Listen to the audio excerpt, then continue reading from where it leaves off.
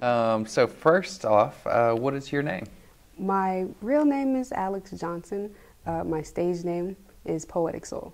Cool. Capital P, Poetic, capital S, Soul, all one word, squish them together. Nice. Yeah, people like to separate my name like Poetic Soul. No, my whole name is PoeticSoul. Like Alexandra, Yeah. it's PoeticSoul. Nice. That's a good distinction to make, right? Because I don't know if people want to separate. Was that just out of curiosity? Was that influenced? Did you come up with that name around social media time? Was that part of the influence of the Honestly, combination of how words? did you know that? Yes. And not social medias. Well, AIM, AOL Instant Messenger. Oh, okay. Yeah, I was, in high school chatting. A precursor to the social media. Right. I was online chatting, with my friends. One of my friends had spoken bluntly. And I was like, I want a cool name like that, Cool. My name is Pocahontas 337. And because of my hair, people call me Pocahontas. So this is stupid. I don't want to be that. I'm PoeticSoul. And I just kept it. I started performing. And I was like, oh, well, I guess I'm PoeticSoul. Don't call me Alex or Alexandra. Nice. Well, that's a good name. So was that the whole motivation? Just looking for that cool name right there? Yeah, that was the motivation for my name. Were you already doing composing poetry and performing poetry, or? I wasn't performing yet. I was writing, though. Growing up, when I spent time with my mother, she'd take me to the public library, right there, and put me in writing competitions. I'd write poetry at home, write for school. My first standing ovation was in the 5th grade. Yeah, it was awesome. So. Where'd you go to school? Well, 5th grade was Judy's, but high school Acadiana. Okay. Yeah. How'd you like it out at Acadiana? I still go back. You still go back? Yeah, Miss Fungi. Yeah, Fangi's hard to say her last name. But she was my English teacher. She really is the teacher that motivated me to keep writing. She motivated me and gave me the confidence that I needed to be a writer.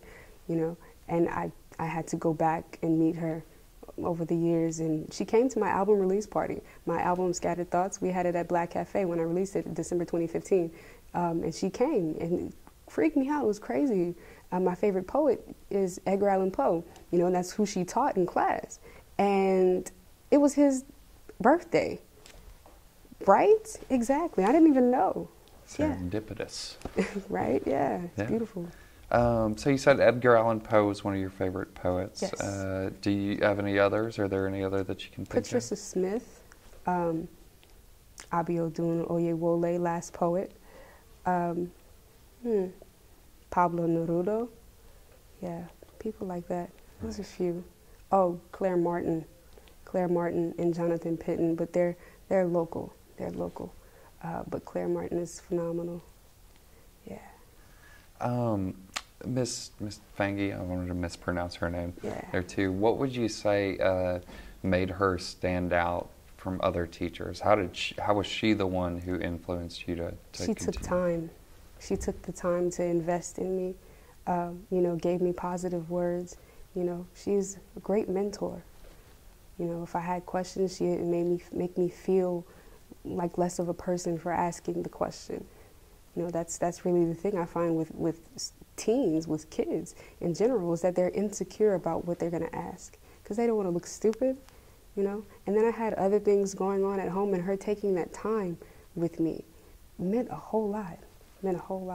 She is the only teacher that took that time with me as far as writing. That's awesome that she had that experience, that she had that teacher. Not everybody gets that teacher, I guess. Yeah, go Acadiana. That's awesome. All right, so let's go back a little while.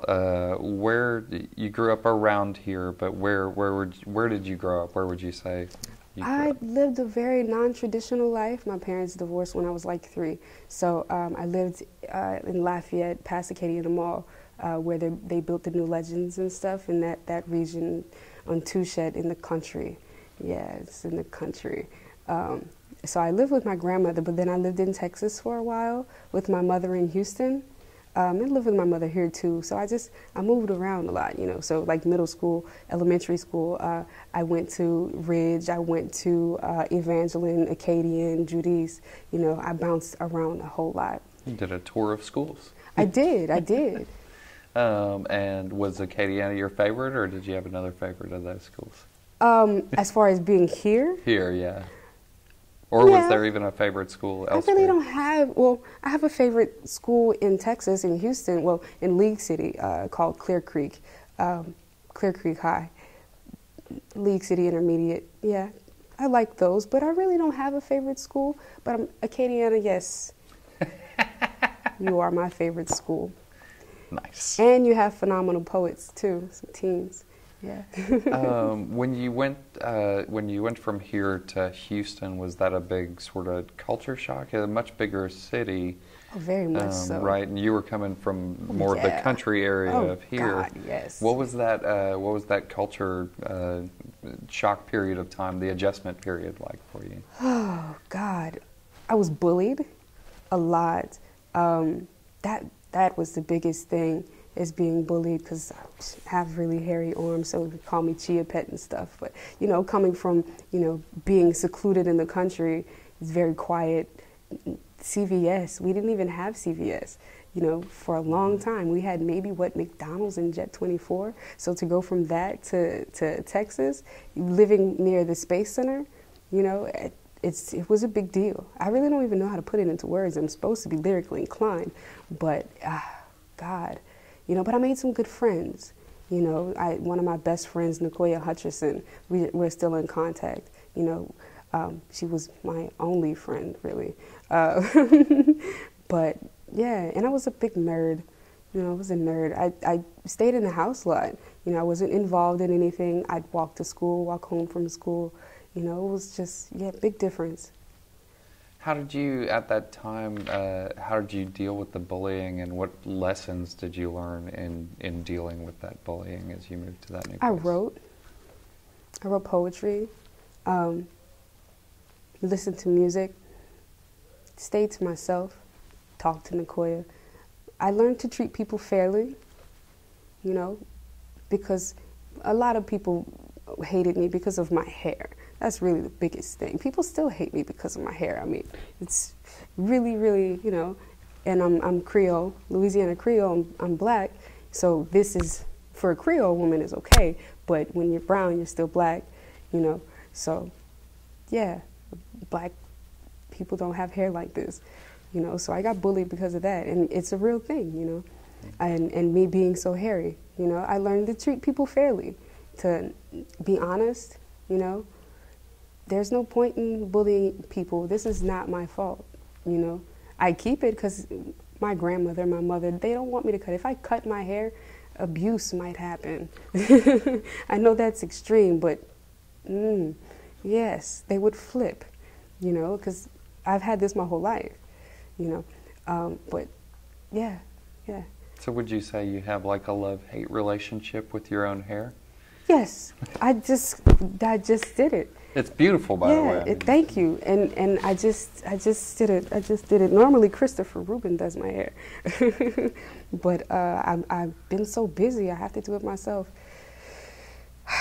But it's not normally straight. My hair is normally, my natural curl is Diana Ross. Okay. Yeah. Wow.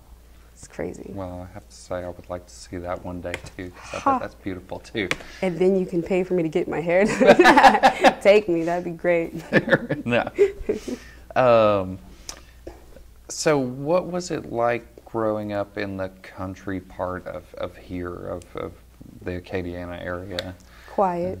Quiet? Nothing. Nothing. Nothing to do. Thank you, South Regional Library, for coming, because when I was younger there was no library. And then from where my grandmother's house is, there's no way I would have been able to walk to the library. There was no, nothing that I could have been involved in. And then my family is so strict. Yeah, I wasn't able to do anything. So it's just, it was quiet. It was very quiet, very peaceful, very beautiful. It's very beautiful, very beautiful. The people were friendly.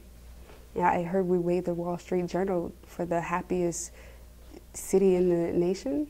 There's been a few of those poll things, Yeah. Well, I only heard it just that one time. And I thought that was great, but for the most part, it was comfortable. It feels comfortable, about right.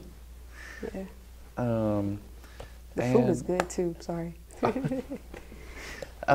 Did you end up after school? You're in college right now, and you have how long again? But I know I say it all the time. I will say it a million times before I graduate, but I graduate in May. See, I practice that. I graduate in May. Almost done. And what will your degree be in? Marketing. Marketing. Yeah. Okay. Business administration marketing. Do people ever ask, like, do they ever ask you, I thought you were a poet, how are you getting a degree in marketing? What was your thought process? And honestly, it's a long story. Too long for this. I started off in nursing. My mother wanted me to be a nurse. And, you know, I'll help you save your spirit, but, you know, I'm not trying to poke and pride. I get it, but I'm not interested. So I ended up getting sick too. So I had to stop going to school for a while, came back poli-sci, and marketing kind of just fell in my lap. I realized the other day why I chose marketing, why I'm comfortable in it, why it fits me so much. I grew up watching TV. You know, I grew up in the country with nothing to do. Advertisements helped raise me, you know. So I guess I just speak the language because I've spent a whole lot of time watching TV, you know, with nothing else to do. And, you know, as I got in it, I fell in love. I love business. I love UL's College of Business. Our professors are amazing. We have amazing professors. I wouldn't trade this experience for the world. Yeah. Very nice. That makes a lot of sense. I also grew up on television, and that's part of why I do what I do. People often ask me, they'll ask me if I grew up around here, because I guess I don't speak with the normal accent from around here. I've kind of developed a drawl as I grew up. Yeah. I wasn't allowed. Well, and I always tell them, I watch TV. I learned to speak from TV, so I just talk like the man who was talking in New York and had learned, you know, to not have an accent, to be just plain dude. Yeah, my mother would not have, no. So you know, when I talk to my grandmother, I speak with my grandmother. Oh yeah, my grandma. So what you doing? You feeling all right? You want some Pepsi? You know, I'll talk with her like that. But you know, I can't do that. It's not natural anymore. Right. My mom would. I come from a family of a very, very strict family. Yeah. Very, very strict. You've brought that up twice now. What do you mean by very, very strict, or how did it differ from your friends growing up, or what did you? I didn't get to do anything. My mom took me to my friends occasionally when she was in town, but for the most part, I wasn't involved in anything. I spent most of my time with my grandmother. Really, that's it. That's it. I did not get involved with sports, nothing. When I was in Texas, you know, it was me and my mom in Texas. So I walked to school, walked home from school. I wasn't involved in anything. My mother's a single parent, yeah. So it wasn't really much that I could do. And you can just tell me, like, not going there here. Yeah, no worries. What do you think made your parents be so strict? What do you think? My mother, you know, my mother was raised in the country too, you know, and my grandmother valued education, you know. She valued education. I've not met my grandfather, my mother's father, but he valued education as well. He served in the military, so, you know, it's just in our blood to be so strict. And my mother values education. She pounded that in my head, you know. But as far as her mother can't read. My grandmother has no education. So when it comes to me getting my education, you need to stay in school, you need to do what you need to do. In her way of saying it, you know. And it's just important. And would you say that strictness has given you an edge over some of your peers who may not have grown up with the same strict upbringing? Or it's definitely taught me how to cope. You know, it's definitely taught me how to cope with life. I think that's very important. It's something I try and teach the students that I work with. You know, I use spoken word as a coping mechanism most often. You know, let that aggression out on the page. You know, things are frustrating, let it out on the stage. You know, be able to articulate yourself, you know, and that rage that you feel, put it on stage. You know, it has no place anywhere else. You know, no comfortable place, but on stage, be free. Channel that energy. Yeah, channel that energy, focus it. I think that's great. That's a great thing Thank to you. teach people. Well, tell me how you first got involved with AOC. AOC, you guys have been hounding me for a long time. I just have been so busy. School, my health, just different things, you know, and I was scared, you know, insecure, you know, it'll stop you from doing things. It's not you guys that make me insecure, but, you know, the technology makes me insecure, you know, and I'm an introvert. So, but now that I've done it, I'm so excited. I love it. I love AOC. This is my second home. Is it still intimidating? Is anything intimidating at this point? No. Now that you've walked through that door, it's. Yep. Love it. What was your first impression of AOC? Beautiful. I love it. You know, I've always admired that you guys have created this space for people from the community to come in and not only create, but to educate. You know, that's big. Because people, you know, they go out and be creative. You know, some people, just creative people, but to be educated on how to do things correctly. You know, that way you maximize with your potential. You know, yeah. Excellent. What has surprised you most about AOC? I don't think I have any surprises. You know, you guys are up there with ACA.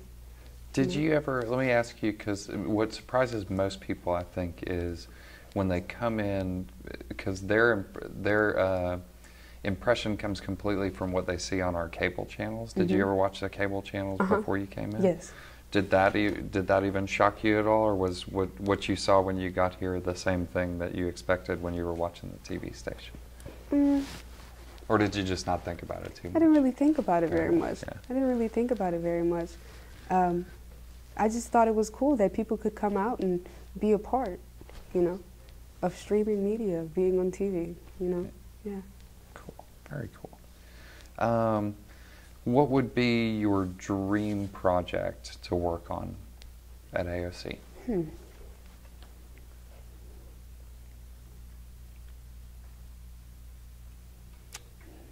With other people or by myself?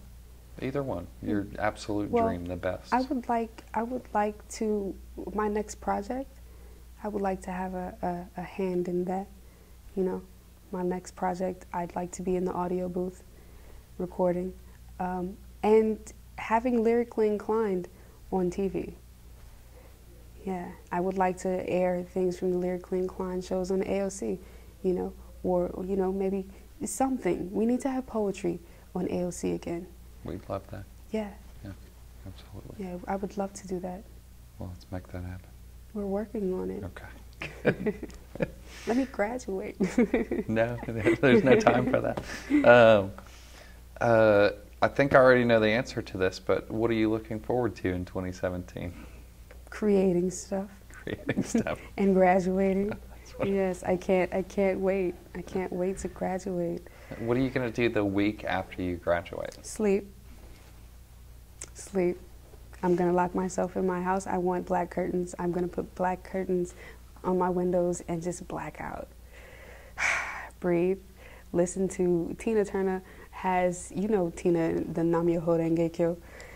I don't know. Well, she turned Buddhist, you know, going through her whole thing with Ike and stuff. Well, now she does Buddhist chanting, you know, so her new albums are Buddhist chanting. So she has a 2-hour Buddhist chanting, Nam-myoho Renge Kyo. It's phenomenal. You can hear the passion in her voice. I'll show you. Were you listening to that loud in your car one day Yep. as you were driving away? Yep. I think I may have noticed that day. I'm probably that strange lady listening to Buddhist chanting really, really loud. I might have to get a copy of that because, I was definitely curious when I heard it in your car. And it's like, that sounds like something I could get into. It's on YouTube. Nice. Yeah, it's on YouTube. Nice. Tina Turner, Nam-myoho. Nam-myoho. Okay. Yeah. Awesome. What are you reading right now? Or is there anything you have saw time how other that than- happened. I'm reading textbooks. Textbooks. Textbooks and Sojourner Truth. And I just finished the book. It's called The Awakening. Yeah, really just textbooks right now. Yeah. Yeah, textbooks and Sojourner Truth. Yeah, I just finished a Maya Angelou book. Don't ask me the title right now because all I see is marketing. Fair enough. As a poet, do you have either another poet's or your own obviously your own poetry is probably floating through your head all the time. You probably have that memorized. But is there a poem by another poet that maybe you respect or you look up to that you keep close to your heart? Oh, and yeah. keep memorized? Saul Williams. Yeah, Saul Williams. Yeah. If I could find the spot where truth echoes, I would stand there and whisper memories of my children's future. Yeah, I have most of that memorized. Nice. I love Saul Williams, spoken word artist. Sorry, I'm looking for the best ones here. No worries. All right, so we talked a little bit about what you're listening to a lot now, but what would you include on your best playlists?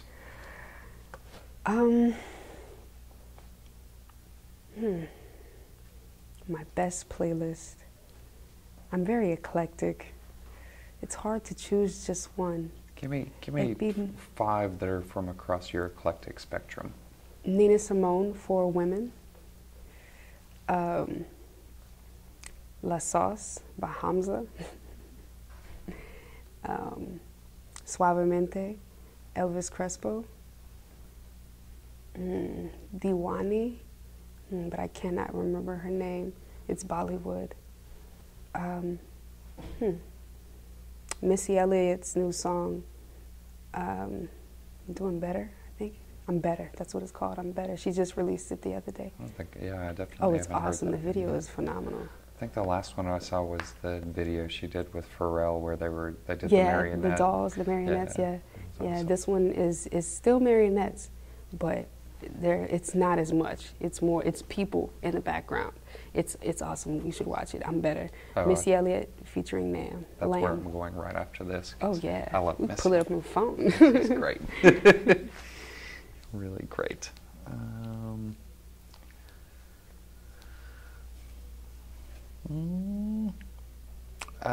When you were young, when you were a child, what did you want to be when you grew up? A bus driver. How did you come to that decision?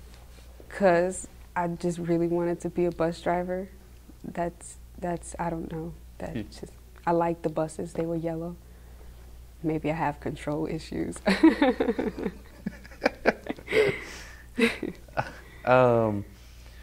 What is your superpower? It has to be working with kids and just having people gravitate to my presence, my voice, when I perform. That's really the only thing, and being able to appeal to a diverse audience, you know. Yeah, I think that's it. Well, I will also say you're one of the few people who, when they say they have an eclectic taste in music, really means it. Oh yeah, Right. yeah. You know that for a fact. A lot of people say that, but when you list Yeah. off the names of the artists you're listening to, Well, you've heard it right? Yeah. multiple times, That's and really probably true. the same song over and over and over. Because I want to learn Spanish, French, and Romanian by the time I'm 40. So we're doing Latin poetry at CITE April 7th. So I'm immersed in the Latin culture and going to the Latin table and, you know, trying to pick up the accent and all those things. Plus, I'm trying to learn French, so I'm translating the songs and then reciting.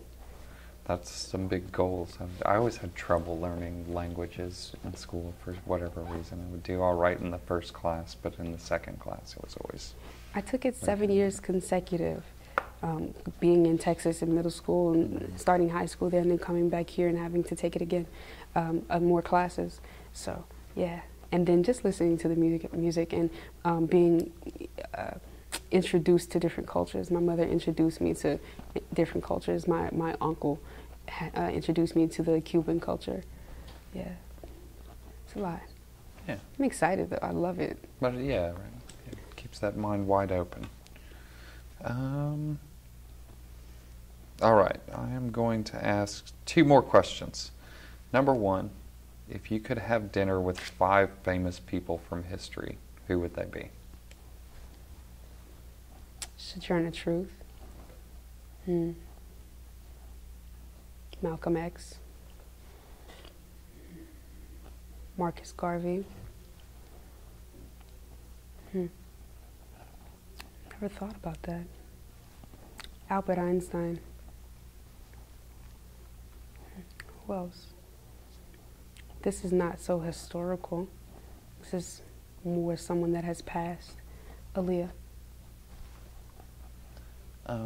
And if you had to pick one of those and give me your first question to them, who would you pick and what would your first question be to them?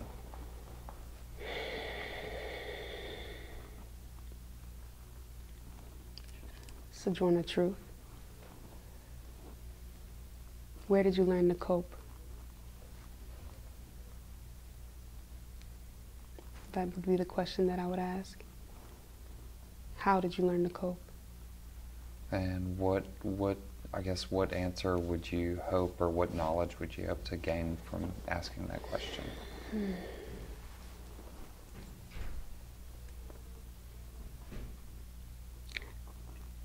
I guess I'm not. That may be a bad question. No, it's not. It's a good question. It's a very, very good question. I'm just thinking of how to form the response.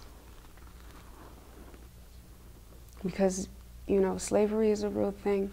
It was a real thing. And to be treated in that way, how do you let things go? How do you let the anger and the hatred, how do you let it go? How do you love harder than your pain? That's the question I would ask her. That's beautiful. All right, last question of the day. No worries. Can you describe yourself in 3 words? Goofy. Driven.